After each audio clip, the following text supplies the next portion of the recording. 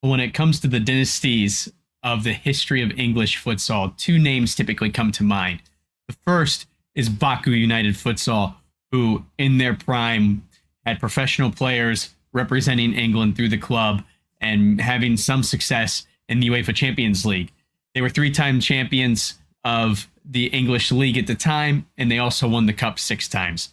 Number two might be a little more familiar to most, and that is London Helvetia, a team that has seen a trophy cabinet full of domestic awards. And after last year's rebrand and takeover by Ransom Bants, they once again made big time news.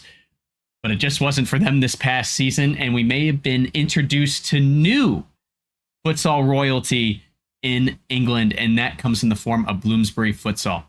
Bloomsbury has a very interesting history. They started out as pro futsal.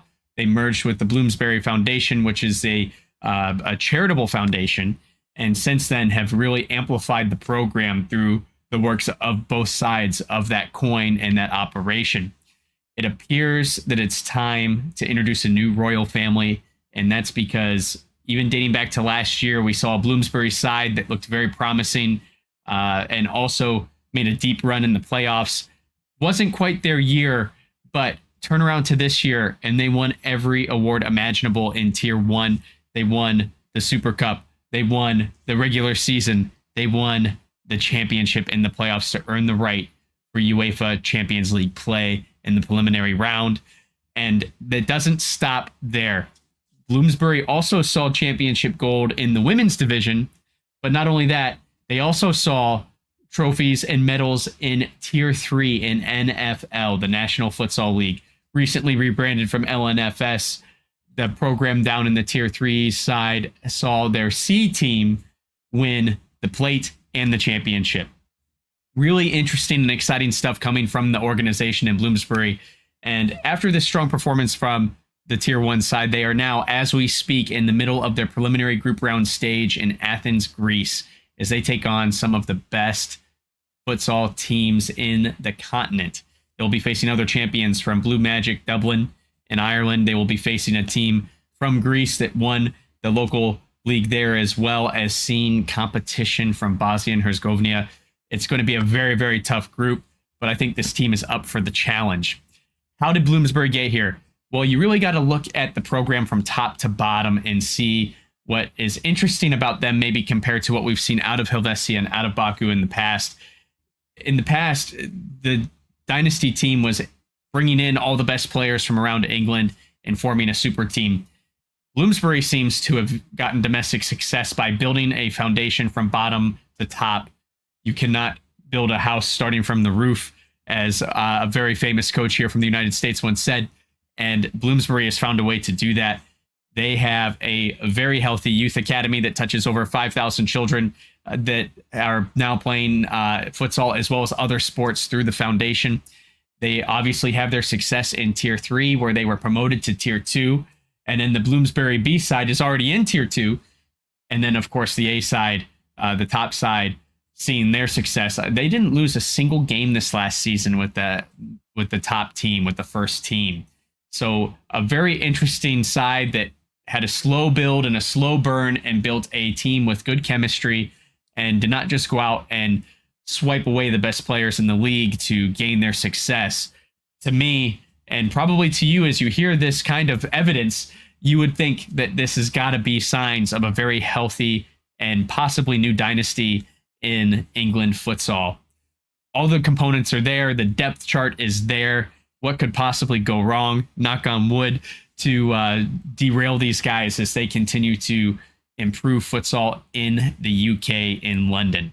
Now, where that narrative has slightly changed is in the recent signings over the summer here of Liam Palfreeman, who has international caps for England and is largely considered one of the best players in the NFS, and also Camilo Restrepo, who is also a very big signing over from Helvetia and also considered one of the very best players in NFS. They will be coming over to bolster this Bloomsbury side as they head to Athens, Greece. At the time that this video goes out, they will be in the middle of the preliminary round for the UEFA Champions League. In fact, they should already be through their first game by the time this video goes out. But I'm wishing them the best of luck. We know a couple people that are tied to the organization there through the channel, and we are rooting for them here as they go for Champions League glory and try to be one of the first teams in history to actually make it through for England, and really one of the first teams to come out of NFS to qualify to that main round for the UEFA Champions League and really play with the truly professional from some of the best countries in the continent and in the world over in Europe. So the next question for these guys is, how are they going to mold together? You know, you take an organization that has largely built internally and built a foundation and slowly built a team together that is successful. Surely some big names have passed through Bloomsbury in English futsal, but they've always found a way to continue to build behind that and build this depth. Now putting two big names into the organization to try and push for that UEFA Champions League contest. How does this change the dynamic of the team? And what will this look like for the regular season for Bloomsbury when they return to home soil and start to plan ahead for the next NFS season? Will we see these players stay? Will they make that push for next year's Champions League glory? TBD, of course, but we're excited to follow along and see what is next for the players at Bloomsbury, and also to see what is next for their success, not only in the Champions League, but also in NFS as well. The other big thing to think about as well is the league is going to have some changes this coming year with an expanded field. They have bumped up to 10 total teams in the first tier of NFS. What was typically a relegation battle that we would see to dictate who is going down and who is coming up between tier 1 and tier 2 was adjusted to be a 4-team tournament to see who would of 4 teams come up and fill those last 2 gaps and potentially remain in the NFS competition. So there's going to be a much bigger strain on this Bloomsbury side as they look to defend their titles. And I say titles plural because they have them. Don't forget this, guys. This is a team that won absolutely everything last year. Now they're going to face more travel, more teams, and possibly more challenges as they continue to mold and change to take that next big step for futsal in England. Now, if you guys want to learn more and get a little inside look into the mindset at Bloomsbury, we did recently have a really great interview with Richard Ward, the team captain for Bloomsbury. Richard spent a great time with us on a Thursday night, in the middle of the night for him, just to get this interview out and help us out here at the channel. So I strongly encourage you guys to take a look at it. There will be a card for that in the top corner of this video, but also you can find it in the live stream playlist on our channel, where you can also find interviews with Darius Ruhi as well, who is having a similar journey in Albania for NIFF side Sparta Belfast as they participate in the UEFA Champions League as well. So if you want to see a little more into the life of an amateur futsaler in the top league in England or in the UK, make sure and chase that down and take a look at it after this video. And you can tell from the mindset from Richard Ward that priority number 1 is the UEFA Champions League, rightfully so. And he certainly had some interesting thoughts as well on the league and its growth and where things are going with this expanded field. So I encourage you guys to take a listen and see what his thoughts were about next season, although they may be brief for now, as there is a bigger prize at hand. I hope you guys look into this. I hope you find Bloomsbury as exciting as I do. I personally find the England League very exciting. It kind of feels like it's a glimpse into the US's future of what could be if we continue to grow the sport.